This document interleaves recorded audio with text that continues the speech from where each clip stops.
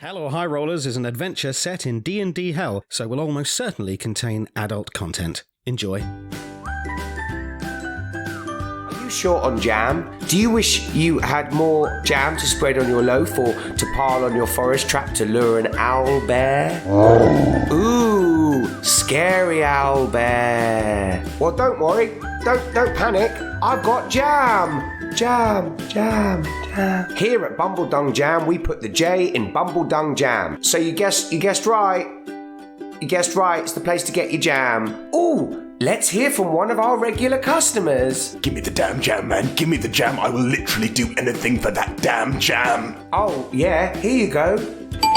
That's a jam dunk. Order now from Bumbledung Jam, and you can have some jam delivered straight to your door by me, GlueBrick. Next stop, Jamtown. Bumbledung,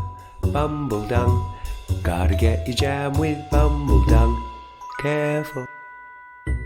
Side effects will include hallucinations, dilated pupils, intense brain fog, raised body temperature, vomiting, dry mouth, dizziness, paranoia, raised heart rate, arrogance, increased appetite, brain deterioration, and anal explosions. Hello and welcome to the third episode of Hell or High Rollers. I am Dave, I'm your games master, and I'm very excited to be back with you all. And by you all, I mean listeners and the people in the room.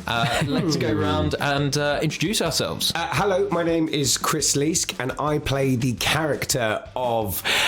Oh, no, not again. Not a GlueBrick Bumbledung. Remember your own name again. I know, because it's not, my real name's Chris.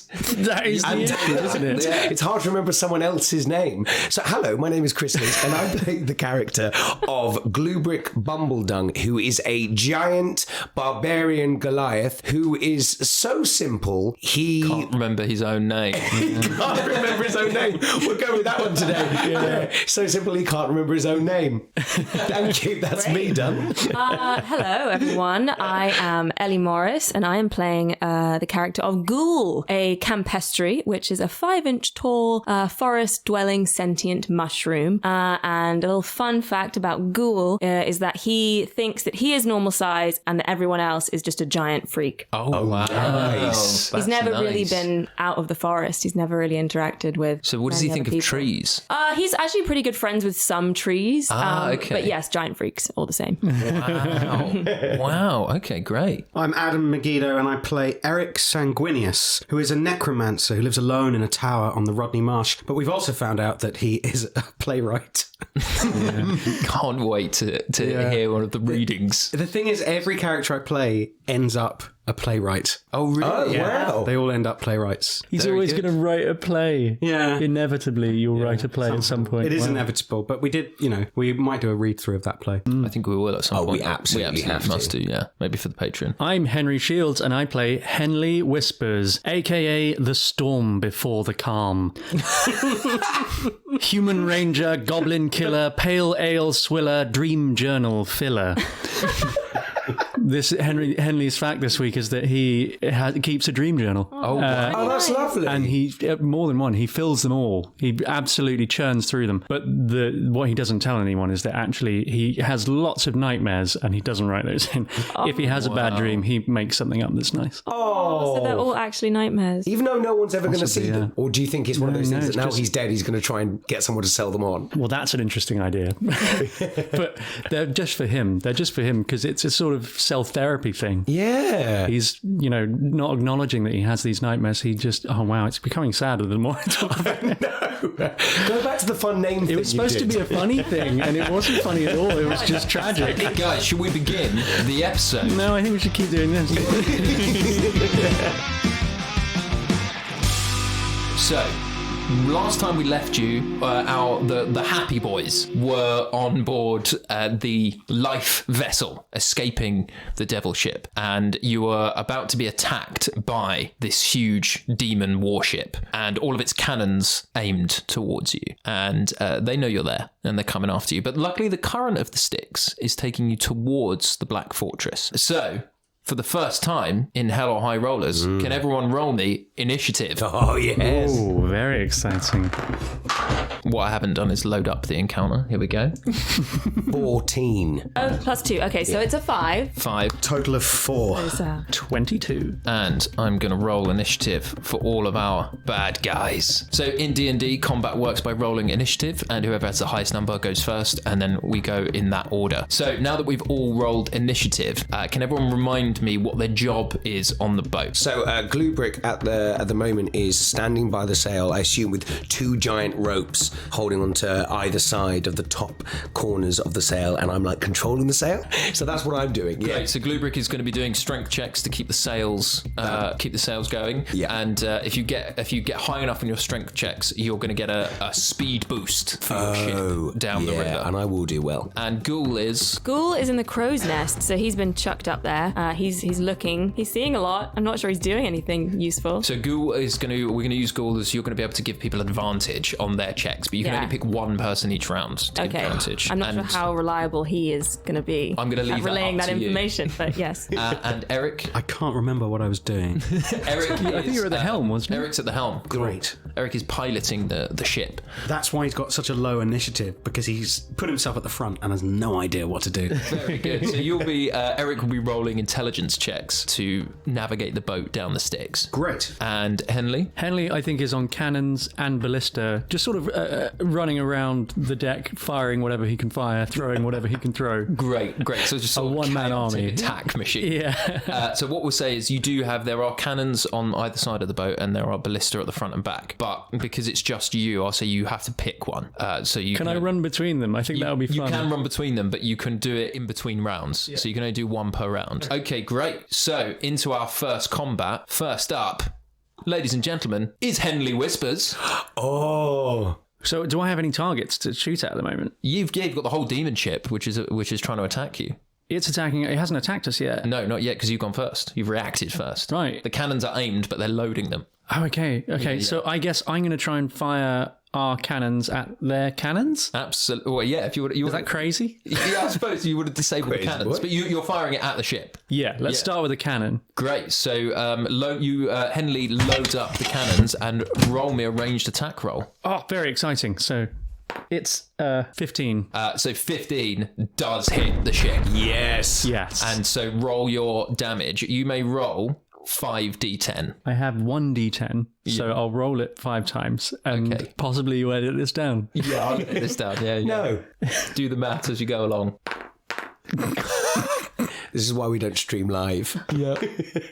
I rolled quite high. The total is 30. That is high, but it is a boat. Like, I'm sure it's not got 30 hit points, you know. So you have done 30 damage to the enemy ship, and it's looking pretty all right. So Henley loads the 6. So how does Henley load 6 cannons and just like does he? Run Did I fire them all? Yeah, you fire. Oh, I thought I was firing one cannon. No. You fire all the cannons. I fired 6 cannons at once. So you've loaded them all, and then you've got presumably run down with like a baton on fire. And then he lights a fuse. Yeah. And then runs down the length of the ship, setting them off one by one, and shouting encouragement to himself. What does he shout? He shouts, "Fire, boys! Fire! Yes, sir! I will! Indeed! Excellent shot! Good man! Thank you, sir!" Who's sir in this? He's sir.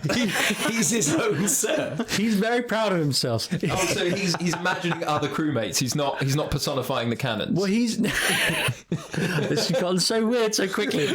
What it is that he's firing 6 cannons on his own. He's feeling a bit lonely and a bit vulnerable right now. So he's having to make believe that he's 6 crew members. Oh, wow. Okay. He's role-playing with himself. He's role-playing that he's 6 crew members, each firing a cannon, and he's presumably one guy who's in charge telling them what to do. So let me just clarify this. Henry Shields is role-playing Henley Whispers, who's role-playing 6 people that don't exist. Yeah, and apparently everyone in that chain has lost their mind. Very good. Okay, well, let's go to the next stage of combat. Yeah, for God's sake, leave me alone for a minute. It's GlueBrick. Okay, so I'm holding on to these 2 sails thinking it's like a giant kite. So I need to do a strength check to see if I can catch the wind so we can go faster. Yeah, maintain control of the sail. Right, yeah, so I'm just kind of shaking the Exactly. sail. Do you want to give me athletics? Oh, yeah. Yeah. That's 21. 21, double checking that. 21. Yeah, you successfully maintain the strength of the sails, like using the ship like a kite, and you gain a speed boost, and you start to zip away. Get away from the warship. Okay, great. And how does GlueBrick feel about that? He feels okay about it. He's also confused because he's looked over at Henley, who seems to be talking to invisible people. So he's sitting there going, oh my God, this is a haunted ship. So I'm kind of now aware of every single thing around me, thinking that I'm about to be attacked by a ghost. Maybe it is a haunted ship. Maybe that's how I managed to load all the cannons so quickly. No, let's stick with the one theory that Henley's losing his mind. Henley didn't actually do anything. It's crewed by ghosts. Yeah, actually, hold on. Let's see here. Yeah, there's a ghost on the ship. Oh my God. There's a ghost on the ship. There's a ghost on the ship. Okay. But only Henley could see it. Oh, has Henley seen it yet? Yeah, I think he has, yeah. So one of the imaginary characters you just played is also actually a ghost. So what conjured him into being? This is a weird place. Things like that happen. Out of sheer panic, he's conjured a spectre into being. And that spectre's helping me load some cannons. That's nice. Yeah. Nice. I'm going to have you play the spectre, though. Okay, great. Yeah, so you can talk to yourself. Wonderful. Next up, we have Ghoul. Hi! So you're on the crow's nest. Yeah, Ghoul's in the crow's nest. So who do you want to give advantage to on their next turn? Eric! You're going to give Eric advantage on steering? Yes. Great, so roll me a perception check. 20! Natural 20? Hey! Natural 20. Nice. Wow. So this came earlier than I'd planned. But Is that like a double advantage? that's a triple billion advantage. Yeah, that's a lot of advantages. Advantage for the rest of the podcast.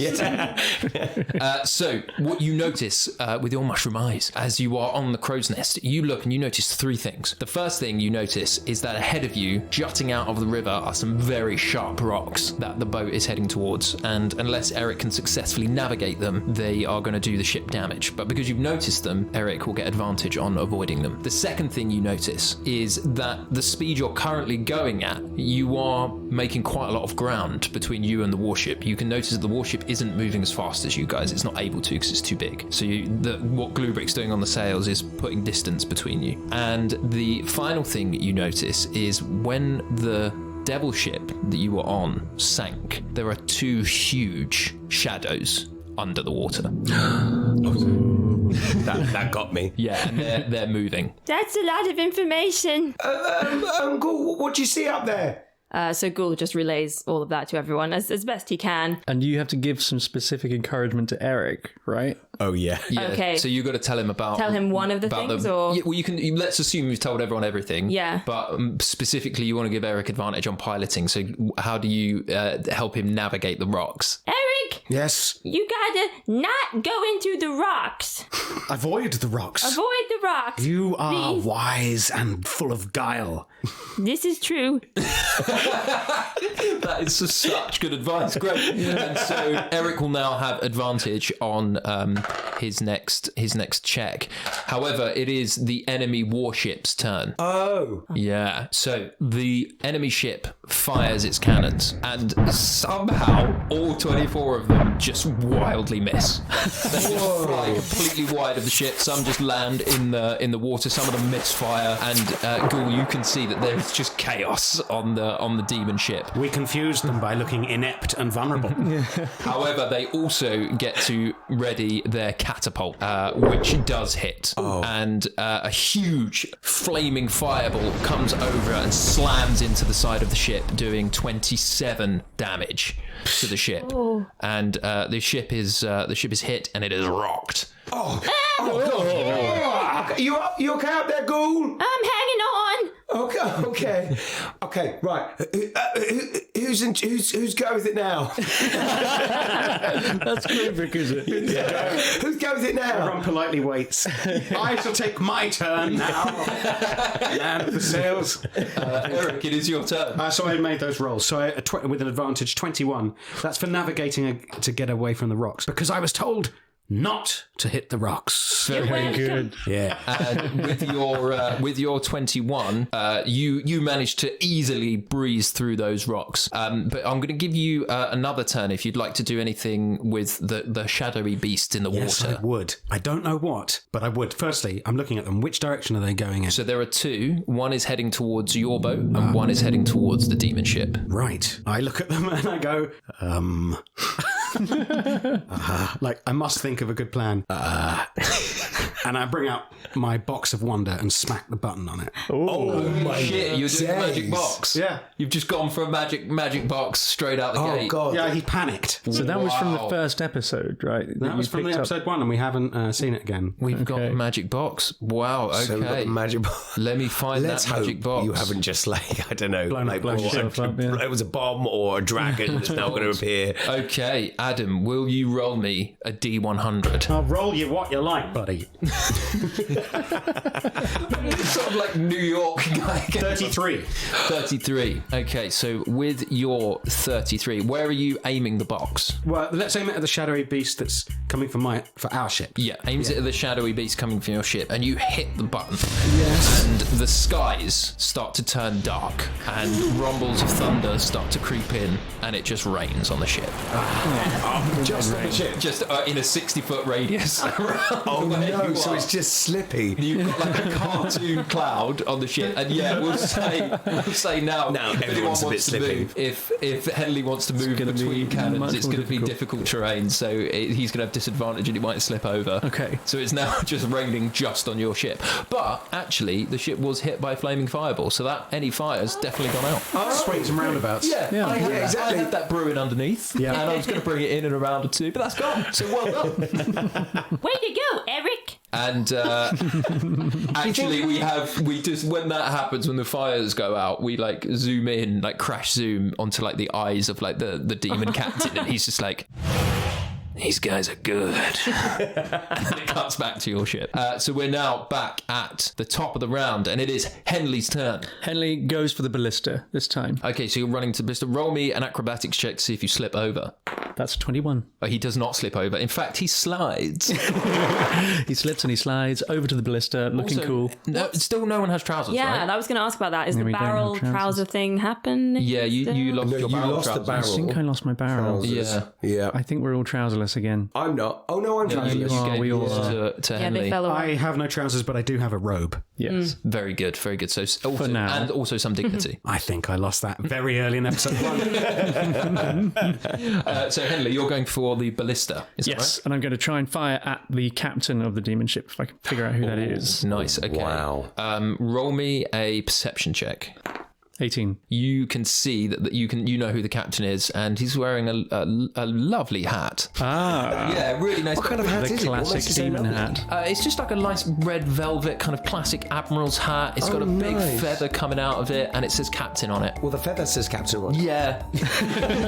Oh wow! And this is a demon, so he's presumably some sort of monstrous, hideous beast with arms and tentacles and all, whatever. Yeah, he's a rancid monster, but he's got a lovely hat on. Excellent. Well, I'm going to try and shoot it with a ballista.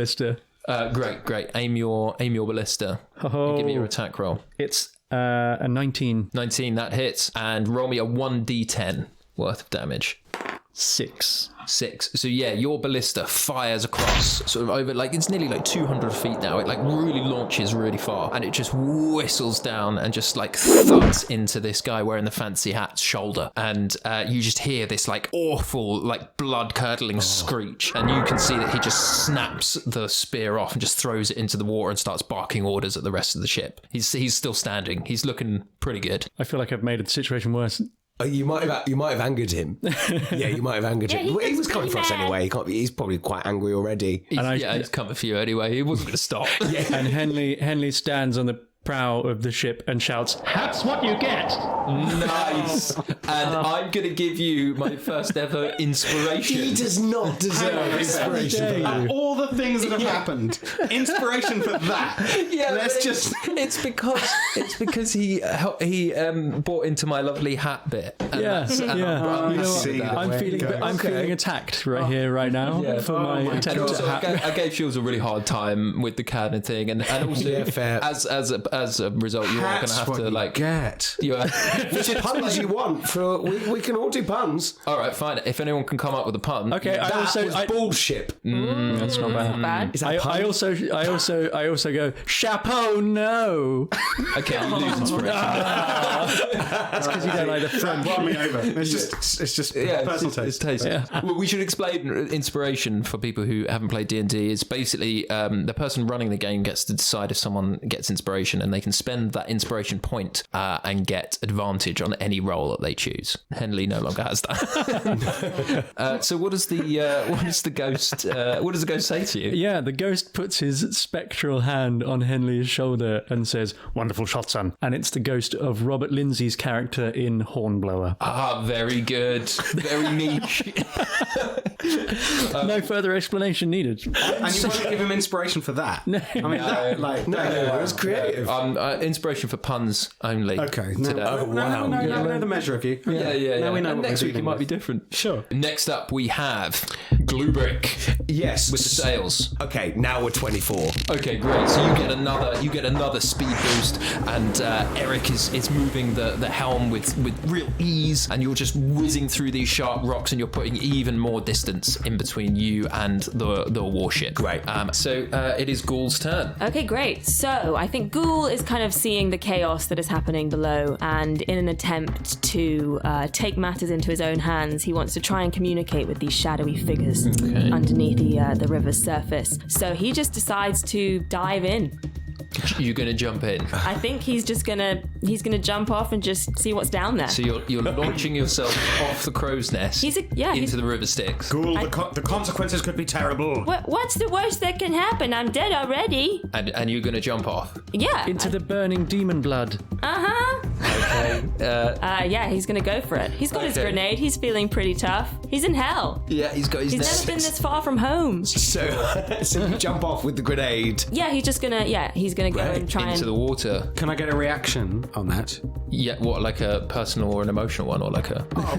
I'm sure it'll be emotional, Dave. Sure it'll be emotional. I mean, can I cast a spell? Can I cast a cantrip as I see Ghoul jumping? Yeah, okay, I'm going to give you a reaction. Yeah. So I'm going to cast Mage Hand and try and catch Ghoul, because I'm assuming Ghoul isn't heavier than 10 pounds. No, yeah, you should be able to catch Ghoul in your Mage Hand. Okay, so you're going to cast Mage Hand and try and catch Ghoul. Great, so as you cast Mage Hand, it arrives next to you, and you realise that in the last episode you'd cast Mage Hand to go and fetch you some trousers, and the Mage Hand just arrives with a pair of trousers that are burnt to a crisp, and they just look like a little pair of shorts, and it's just dangling them there, and Ghoul just smashes into the water. Oh no, what happens? Brutal. Are we still in combat? We are still in combat. We can't react to that. No, Ghoul is in the water. Are you dead? What's the effect of the water? So the water is an instant kill. No. Yeah. But I'm already dead. But you are already dead. So we get to reveal the death mechanics. Oh my of god. Hell. You're going to be a hell mushroom. Oh, I really fucked this. You guys. just Sorry. threw yourself in. I thought it was water, okay? Also, you didn't know what it would do, but Oh no. Ghoul has died. No. So, Ghoul, you smash into the demon and devil blood that makes up this water, and it's imbued with so much darkness. And your tiny little body feels the weight of thousands of souls just sitting on it. I don't And like this. your vision clouds as darkness descends upon your vision. You open your eyes to find that you are alone in a woodland. In the distance, you hear the sound of a beautiful song gently riding on the breeze, and the song is warm and welcoming. As you get nearer to the source of the sound, you start to hear familiar voices. Those voices of your family, of your friends, of your home in the woods. You make your way through a clearing, and your ears begin to pick up a discord in the melody. Something isn't quite right, and you feel the ground beneath you begin to bubble and boil as this thick black tar starts to stick you to the ground. It becomes harder and harder and harder to move. You can make out faint images of the fungi gang, and the song, it starts to morph and shift into these piercing screams of agony and terror, and you realise that they aren't singing at all, and they are pleading for help, and this black tar starts to creep its way up their little mushroom bodies and starts to engulf them, like that scene from The Matrix when he first goes in and it starts to like go in their mouth and like take over their whole body. And this viscous liquid turns their screams into this horrible gargled choking, and you push and you pull with all of your might, but you're stuck helpless in the ground. And your family starts to quickly transform in front of you into these shadow visions of these little cute mushrooms that they once were. Then suddenly their screams start to turn into laughter, and they start laughing, and you lock eyes with Fungus, and he smiles, and oil just drips from his mouth, and it looks at you and it just says, "You're next." And then the trees start to bend and reach towards you, and you're engulfed by the forest, and you wake up and you slam bang, straight back into the crow's nest. But now your skin is like tacky, and you've got tiny, tiny little devil horns on your little mushroom head. Tiny little devil horns. What happened? Now, before we go on, you need to roll me a d10. Oh no, there's more. Okay. I'm scared too. So the way that this mechanic works is you basically have 3 lives. So every time you die, you turn more and more into a devil. So you've used one of your lives. By the time you die the 3rd time, you turn completely into a mindless devil. You come back to Avernus and you start fighting in the war. We're only on layer 1 of 9. All right. 8. 8. Okay. I'm very emotional. upset. Can I just add? I'm just so Really upset. upsetting. I'm like, well, yeah, this is tough. Dangerous. It's a dangerous. You're in hell. We're in hell, of course. It was all fun and games up to now. Now it's high stakes. Before I was going to jump in after you for bants. But like turns out I don't want to do that. You're on your own, mushroom. And so you now, Ghoul, as you arrive back with your little devil horns and your tacky skin, below you on the boat, you are stalked for eternity by a ghostly wolf. If you, an enemy, or any of your allies are reduced to 1 hit point, the wolf will appear and try to drag its soul from its body. Drag Ghoul's soul. So anything that goes down to 1 hit anything. point. So if you're fighting an enemy, Oh, okay, so it could be a good it could be an enemy, but if, say, GlueBrick goes down to 1 hit point, the wolf will come after GlueBrick. Oh my gosh. That is so good. So just to clarify this, so there are stakes to being in hell. It's not like you're immortal. If you die 3 times, you're gone. You're out of here. Yeah.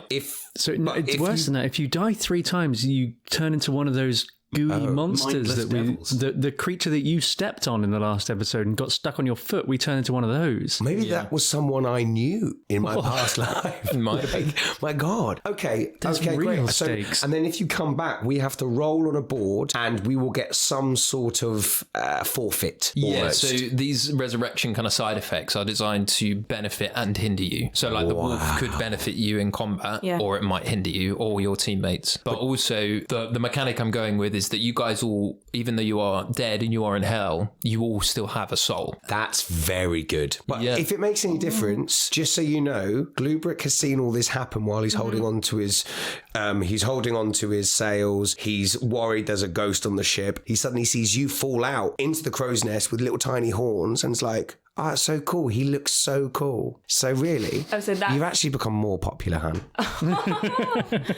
Wow. Okay, so The tragedy is also that I could have saved you had I not been looking for trousers. Yeah. And the mage hand was looking for trousers because it was just doing what it was told, which I think is a warning to us all about artificial intelligence.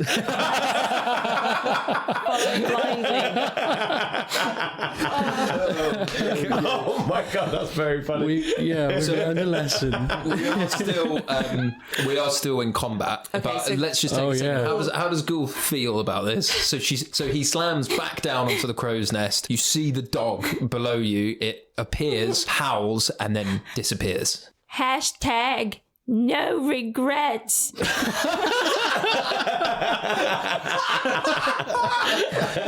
What is a hashtag in Ghoul's world? I don't know. Just like It's like a game they play. Like a game they play. Hashtag. Vision of the future there. Hashtag. Oh, wow, yeah, he has infinite Oh yeah, knowledge. you've seen all planes of existence, so you've seen Twitter. Yeah. You've gone deep into hell. Henley said, "Don't worry, Ghoul. We're going to get you out of this, and we'll file those horns down. You're going to be okay." But that was so beautiful. beautiful. You're still a beautiful mushroom, Ghoul, but we're in the middle of a fight right now. And I'd say that is your turn, so you don't get to give anyone advantage. But Ellie looks so sad. So I'm so sad. It's so heartbreaking. I genuinely am very sad, but no, let's go. Hey, but you've got Fine. 2 He's more still lives. alive. Yeah. 2 more lives, and it is the enemy ship's turn, and they are aiming their cannons at the ship, and they hit, doing 30 damage. Jamage. Another 30 damage. Jamage. Oh, I know jamage. I can deal with jamage. So the cannonballs launch, and several of them just smash into the side of the ship, and the ship is looking pretty. It's still looking pretty good. It's holding up well. The old gal's holding up, but they're going to launch a catapult at you now. Yeah, that hits. However, this catapult does not do any damage. How strange. Because as you look into the sky, you see that what is flying towards you is not rocks or flaming fireballs, but what is tumbling towards you. Let me just see. Okay, great. Dozens of these tiny little ball-shaped things are launching towards the ship, and only 2 of them actually hit the ship and land on it. And what they look like is tiny brains. With legs. Spider brains. They start scuttling around the ship. And they start moving for the first one lands. They don't get a turn yet, but the first one lands and starts moving towards Henley, and the second one starts running towards Eric. We have noticed that the 3 weakest people are the ones who are continuously getting hurt. I'm like made out of a house, and nothing's going for me. You're busy talking to a cloud. Yeah, I'm not a threat. They're also busy damaging us because most of the damage we've taken. That is also valid. Yeah, it's a GlueBrick. So can Ghoul just cry out, Henley, Eric, watch out! Oh, brains on the floor! Brains on legs. Yeah, great. So I'll give you, now that you've shouted that, yeah, great. I'll give you guys advantage on whatever the brains on legs decide to do. So Eric, it is now your turn. How close is the brains on legs to me? It will get to you before your next turn. And how close are the rocks? Do I need to be focusing on navigation, or can I deal with the brains on I'm going legs? to say you have cleared the rocks with the advantage you had and GlueBrick's fantastic sail work. You are welcome. I'm going to try casting sleep, but I obviously don't want to affect my own party. Yeah, I can believe you choose can the choose. targets in sleep. Yes, that's right. Okay. Yeah. They're gonna get brain freeze. Nice. Okay, so I roll 5d8, and that's how many hit points of creatures can be affected. Everyone roll a d8 for me. 6. That's 1 for me. 13. 5. 24, 6, 17, 18! 18 hit points worth. 18 hit points in total. Yeah. It is not enough to affect one of them. Oh, wow. Wow. Insomniac brain! So how does Eric cast sleep? I think it's traditionally done with a handful of, powder. Yeah. So I just, very calmly, just take the powder out and blow it out of my hand. And then realise it's done absolutely nothing. And how does Eric react to that? Go, back to the rocks! Back to the rocks! Great. So Eric, that is your turn. Effective. We are back to If Henley. anyone needs me again, just shout. I'll be here trying to steer us through this mess. Okay, I'm gonna. Oh dear, what do I do? Okay, I can't run anywhere because the floor's all wet now. Yeah, I mean, you could try. Oh, sorry, that was me as well. Yeah, thanks. I'm just gonna take a bow shot and try and pin one of the brains to the deck. Great. Yeah, roll me straight attack roll. It's a 9. It is not enough. Your arrow whistles past the brain and it carries on scurrying towards you. Oh no! I don't know what to do. Do you want to? You have so you can't fire now. You can't fire ballista or cannon, and because you've used your action. But do you still get a bonus action? Or you can move. You can try and run away from the brain if you want. But I'm at the back of the ship, aren't I, with the ballista? In my head, I'm just imagining sort of Benny Hill fast with you. Okay, being yeah. chased Can by the I brain. tell you what? Can I climb the rigging? Oh, wow. I'm just go up. Yeah. Okay, great. You're going to climb the rigging. Yeah, roll me athletics. Oh, that's good. 20. 20, great. So natural 20. No, an unnatural 20. An unnatural 20. Spiders can climb, though. You start climbing the rigging, using your movement to get away from the horrible brain. Hey, Henley, maybe their intentions are good. Ghoul, if we've learned anything in the last 5 minutes, it's that your instincts cannot be trusted. That's true. So, Eric, the brain runs at you and it leaps onto your head. And roll me an intelligence saving throw. That's a natural 1. Oh my days. God. Who knew Okay. that Eric would be the one who gets us killed?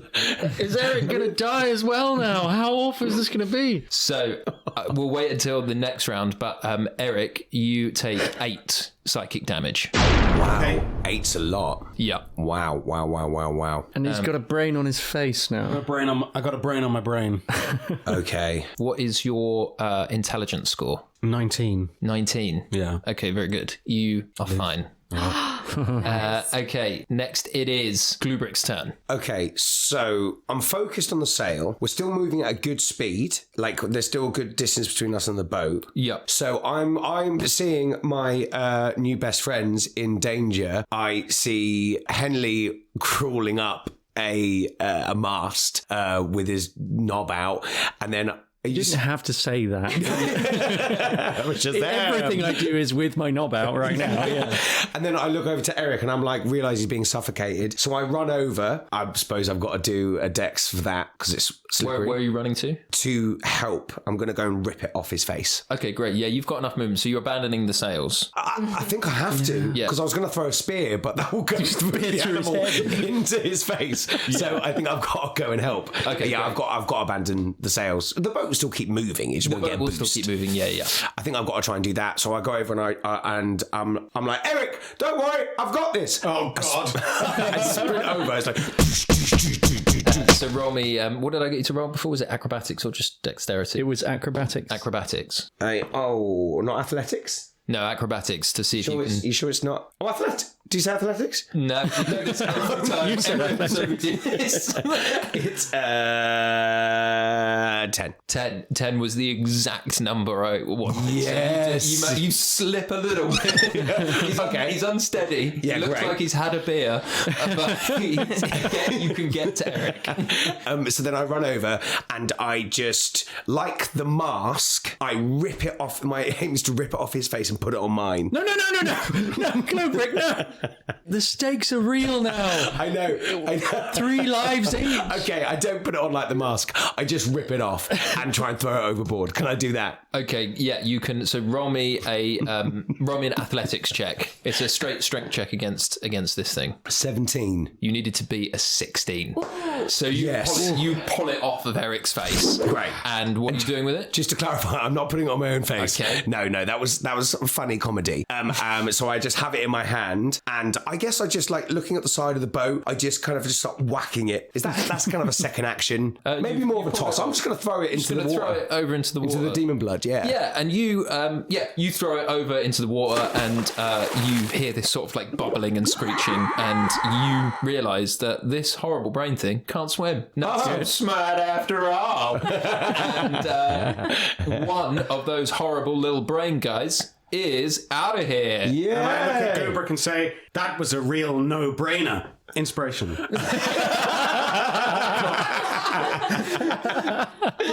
Adam immediately point to me and shout inspiration. Must be. You get inspiration. Very good. I've had to work hard for that. You did. I've had to work hard for that. You had that in the chamber ready. I liked it. And then I reply, hang on. Then I reply, I know, it's a boot time. Boot? Is it Canadian? You said boots. I was trying to do a boat pun. Why did You you didn't say say a boat? boat. You said a boot. Yeah, well, it's about time, but a boat time. You didn't say a boat. You said a boot. A boot. Yeah, but a boot's on your foot. Oh, damn You can it. have my inspiration point back if we can erase the last minute.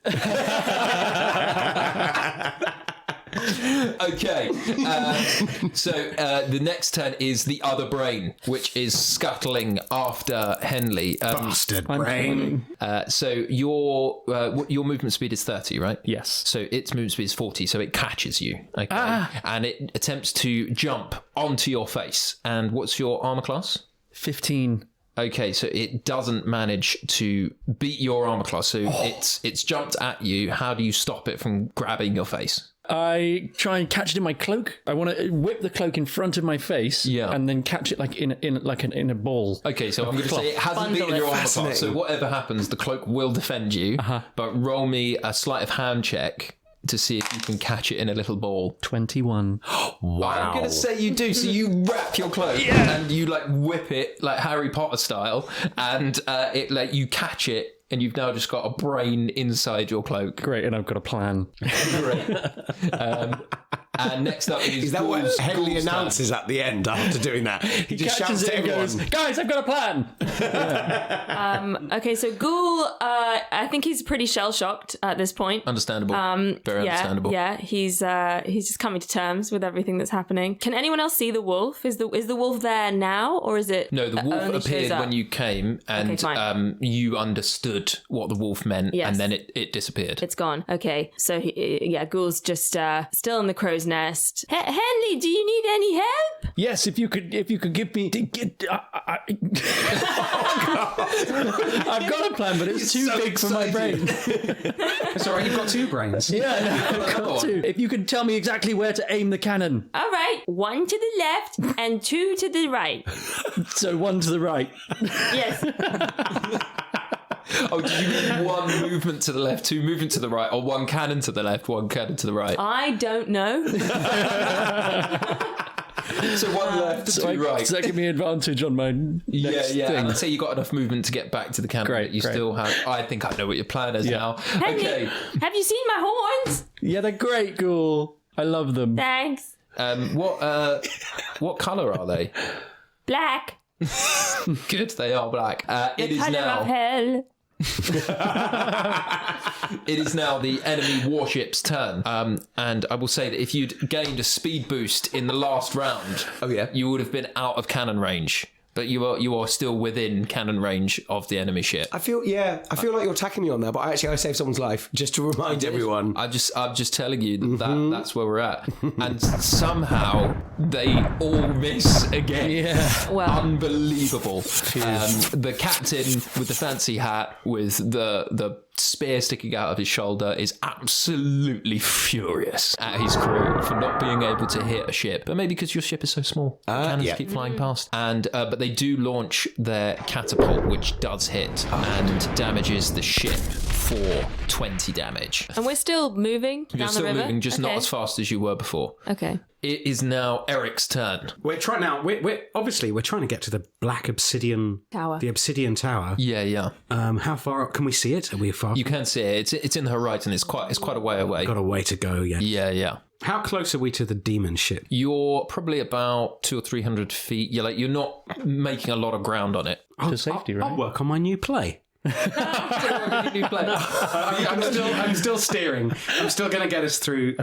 That's my main thing. So I'm going to be ready. I'm going to be on standby for an emergency. So you can roll me an intelligence check to keep the boat on course. Natural 20. Yeah. Oh, fantastic. Oh, we're so on course. So on course. That's one thing I can do. So in fact, with your natural 20, I'm going to say that what you manage to do is you sort of do a Tokyo Drift power slide, which people thought can be done on a boat, but it can. It can. And I mock the other captain. I shout out, if you'd spent more time on seamanship and less time on fashion, you could have done something like that. Oh, he's gonna be so embarrassed in front of all the other demons. Yes. You hear so he's at the front of the demon warship, and you hear just this like blood curdling screech, and he just grabs the nearest body to him and just rams a knife through his neck and throws it over. Sorry. And it is now Henley's turn. Time for the big plan. Henley dives out of the rigging down to the deck of the ship, takes his bundled up cloak with a brain inside it and slams it into the end of the nearest cannon. Then So he's slamming his cloak in there as well. Cloak. Oh, he's losing more clothes, yeah. Cloak with brain. So he's just got boots and some like leather armor, like leather armor. Yeah. Just less and less as we go on. What is Yeah, it does have sleeves. Okay, it's got sleeves, okay. But, you know, I genuinely am trying to not lose my clothes as it goes. This isn't intentional. Anyway, he bundles the cloak and brain and all stuffs it down into the cannon. With Ghoul's help, he aims the cannon directly at the captain, fires. Roll me an attack roll. Okay. Natural 20. Oh, very good. So he aims it at the captain and he says, "Let me give you a piece of my mind." Nice. Boom. Good. And I'm going to let you tell me, what's your intended effect for the brain? My intended effect is, okay, slow motion. Henley takes the fuse, lights it, explosion. Yeah, we slow down, we follow the brain in its flight. It starts as a bundle of cloth and cloak that then unwraps to reveal the brain hurtling through the air directly towards the captain. And like out of the movie Alien, it turns itself around, opens its horrid spider legs towards him, and he just sees brain coming directly at his face. And, it slams directly into his head. That's what I'm after. Excellent. And so from a distance, you guys all see that his hat is knocked clean off his head. And his sort of howling screams are now from behind a brain. And I'm going to roll. Wow, okay. What you can see is just like the brain seems to be getting smaller and smaller and smaller and just disappearing. Ooh. And the captain just stands back up and there's something different about him, and that's all you can tell. Oh, what have I done? You've created like a spider brain man monster. I really thought I had a good plan. I may have made the whole situation worse. I've made him more intelligent. It is now GlueBrick's turn. Oh, by the way, guys, well done. There are no more horrible brains on the ship. Oh yeah, Except for us. So I guess we just need to get going now. Yeah. So I'm just going to run up and grab the my ropes and just sail the ship. Roll me athletics check with advantage. Oh, thank God. That is a 22. 22, great. You get another speed boost. You put more distance between you guys and the warship. Did we chuck the cannons off to give us more speed? Cannons are currently still on board. They're still on board, so we could do that. It is one of the beasts' turn. Oh. So you see this huge monster, this plesiosaurus, breach out of the water and take a huge chunk out the side of the ship, and it does 15 damage to the side of the ship. And you see that it's like this huge dinosaur, like a giant lizard with huge teeth. But it takes a chunk out of the side of the ship, but it's still on like the side of the ship. It's like gripped like lockjaw on the side of the ship, and it's starting to rock and pull the ship. And you can all feel that the ship is starting to slow down. And it is Ghoul's turn. All right. Well, I could try. I think Ghoul, I guess, all he can really do is try and send it to sleep. Oh, that's a good idea. With his song. Yeah, great. Wow. Yeah, Save us with your song, Ghoul. I can try. So how does your song work? Is it a radius or is it? So, yeah, this is what Ghoul, does in the forest. All mushrooms have their own kind of version of the songs that they sing to lure people in, to make them fall asleep. So mine goes like this. Ghoul, Ghoul, Ghoul, Ghoul, Ghoul, Ghoul, Ghoul, Ghoul, Ghoul, Ghoul, Ghoul, Ghoul, Ghoul, Ghoul, Ghoul. Cool is cool. That's it. And then if That lures people in. Yeah. To be fair, I was really tense there. I was like, whoa, where's it going to go? And then if that doesn't work, then I have a second verse, which goes cool, cool, cool, cool, cool, cool, cool, cool, cool, cool, cool, cool, cool, cool. Cool, cool, cool is cool. You see, I flipped it. Yeah, you did. Did you write this song yourself? Yes, it's an original. So I'm going to roll a wisdom saving throw for the monster, but I'm going to roll it with disadvantage. Yeah, the song is so good. I really want it to work. So its first one was an 18. Its second one, which will take the lower of the two, was a 5. So I'm going to say the monster with mouth full of ship. You see its heavy, horrible beast-like lids just start to droop, and the eyes close, and it just drifts off into a gentle sleep and slips back into the river. All right. In plesiosaur. I didn't even. What listeners cannot see is Adam now losing shit in his own gag. I didn't even have to use the third verse. What was the... We'll find out. Backup. It's a backup. For very special occasions. Well, there's another plesiosaur in the water. So. But that one was heading towards the demon ship. Oh, God. that's okay. good. Are we free then? Are we free and clear? Let me see. So how many strengths checks did you pass? 3 for the sails. And then all successful checks on steering. You guys are now out of range on both the catapult and cannon. And what you can also see as you look behind you, Ghoul can get a great view of this, is the shadow of the first beast is just sort of drifting lower and lower. It's not dead, it's asleep. But what you see is the other beast breach the water and start going for the demon ship. And you see the captain with his funny hat just rips off all of his clothes and just dives straight into the mouth of the beast. And the beast just starts smashing up the ship, and there is complete carnage on board the demon ship. So he just sacrificed himself. Is that what the I guess brain the brain did? made him mad. The brain attached it and took over his body. He wasn't in his right mind. Very good. The right mind was in him. So with all of your checks and all of your successful strength checks and piloting checks and all of your crazy schemes, you have managed to escape the demon warship. And now you are just sailing along the River Styx with no kind of perceptible danger. I think there's a thing in D&D where you're meant to do random encounters. I feel like you've had enough for one day. I feel like that was random enough. And you can tell that you've probably got about an hour, maybe more, like a few hours until you get to the Obsidian Castle down the river. But ahead, the way looks clear. Eric is feeling very confident at the helm. Ghoul, you can't see any more obstacles in the way. Henley, the ghost of Robert Lindsay, and he says, "Good job, boy. I'll see you in the next plane." Yeah. Thank you, Sequel. Captain Pellew. Was that his name? Yeah. Captain Since, have you Googled it since? Yeah. Thank us. So Henley is shaking, I think, and sweating from all of the effort and the terror that just happened. And he just gets back down onto the deck and goes to the middle of the deck and says, "Is everyone all right?" I'm feeling okay. I'm a bit damp, but has the rain stopped now? Oh yeah, the storm cloud has cleared. Okay. I was a bit damp. No, I was a bit wet. And as I do this, I'm tying up my rope. So, because I think we can just leave the sail to do its thing now. Yeah, I don't need yeah. speed boosts. Yeah. I'm like, how are you feeling, Ghoul? I've seen some shit, man. What did you see? What happened? Well, I hit the water, and then suddenly there was a searing pain all over my body, and visions, and I felt a cold like I've never felt, and then whoop, I was back.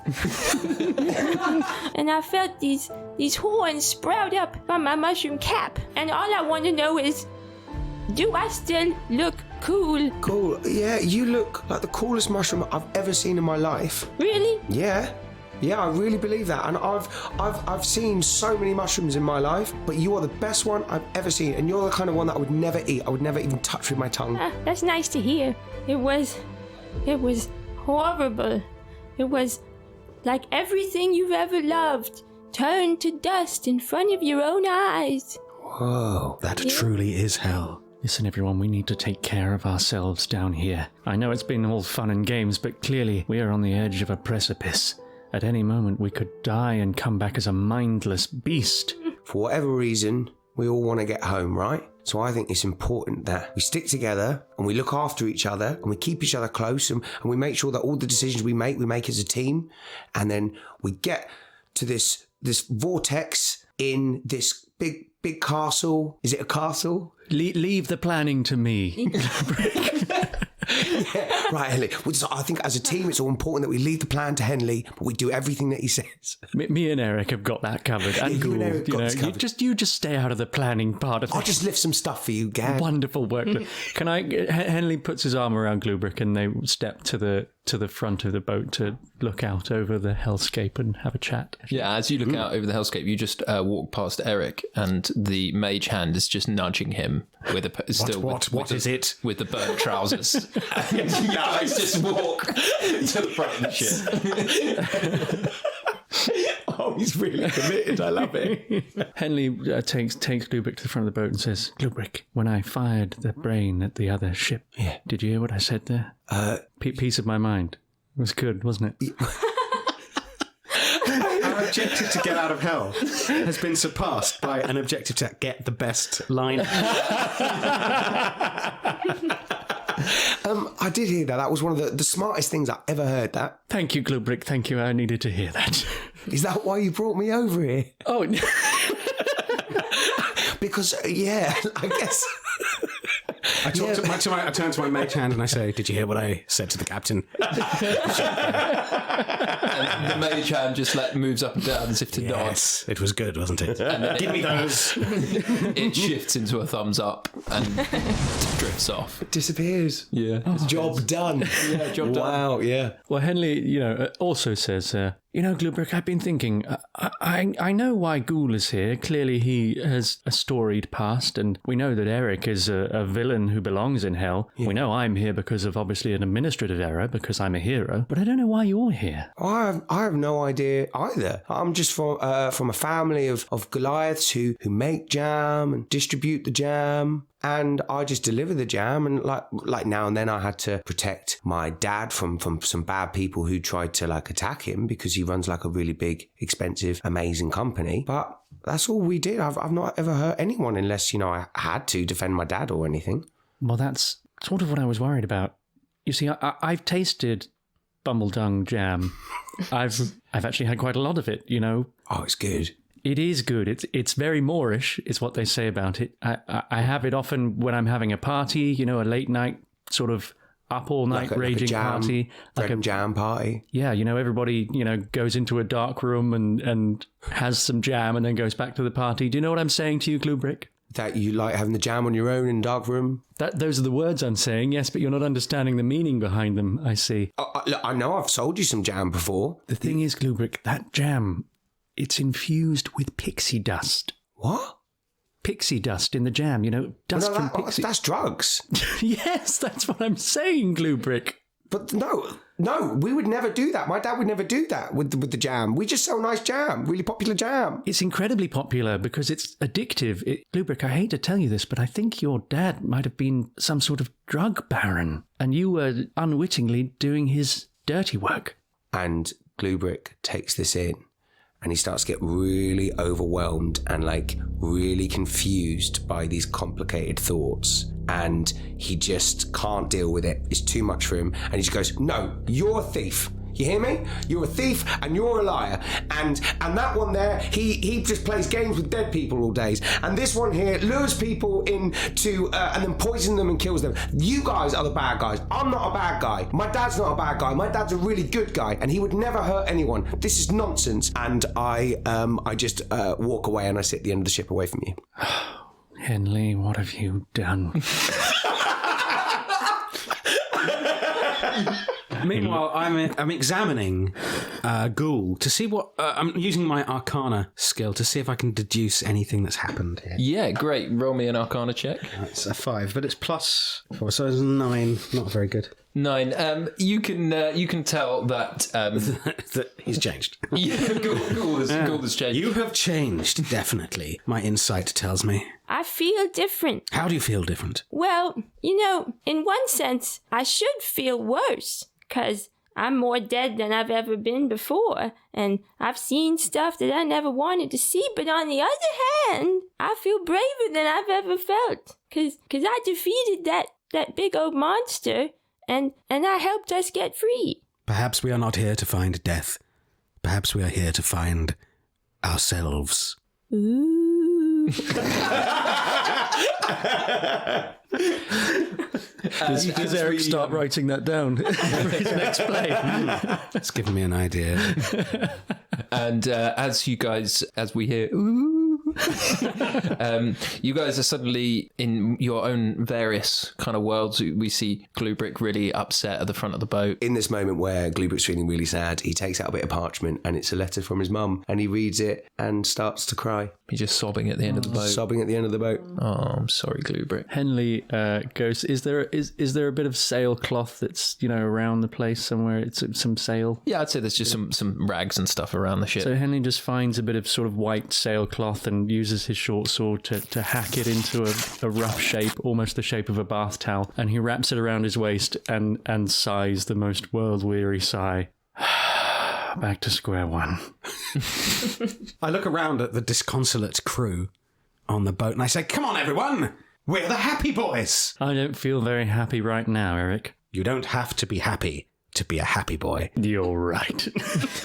And hearing this, GlueBrick puts the letter back into his pocket and he walks over and he puts his hand on Henley and he's like, Henley, I'm sorry for shouting you. I'm sorry. I hear what you're saying, but I think maybe we should just focus on getting home. For whatever reason we need to get home, and we just don't have to think about that right now, okay, Henley? I'm sorry. I'm sorry for calling you a wanker asshole. I didn't know you did that. I might have thought it. Okay, well... Did I say that you were like a little idiot boy? You didn't say anything. You just walked away. I said you're an asshole. GlueBrick. You should...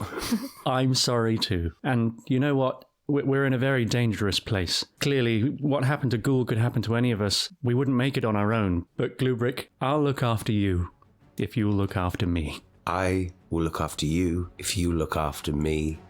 That's what I said. And then Ghoul just bounds over and puts his tiny little mushroom hand. I guess he would just come up to GlueBrick's ankle. He just thumps it onto his ankle and kind of gives it a little comforting pat and just says, I look after you if you look after me. I will look after all of you if all of you look after all of me. And now look, the Obsidian Tower. And you guys all stand at the front of the ship, and Ghoul hops onto GlueBrick's shoulder, and we see you are bathed in the light from the skies of Avernus. The camera pans round to the back of all of you, and we see you stood in silhouette, this new formidable team, as you sail into the shadow of the Obsidian Tower.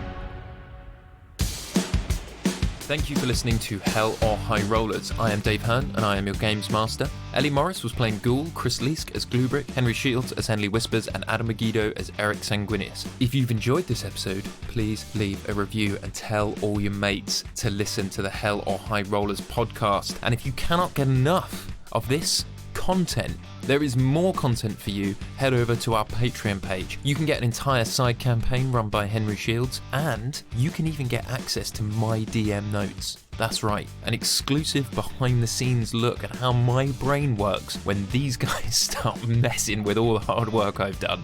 You can find all that if you subscribe to our Patreon. The link can be found in the episode description. Now, a special thanks has to go out to all our amazing fans who have already signed up to our Patreon. People like Lauren Perry, Nix Henderson, Glow, Xanadu, The Grunter, Anna Polton, Johnny D, Charlotte Clark, Blake, Fiona Howard, Holly Castle, Richard Meehan, and Soraya Euston. These legends have become immortal in our Patreon Hell or High Rollers Hall of Fame. So if you too want to join those legends, you can. Just sign up to that Patreon. It's easy. You just click on the link.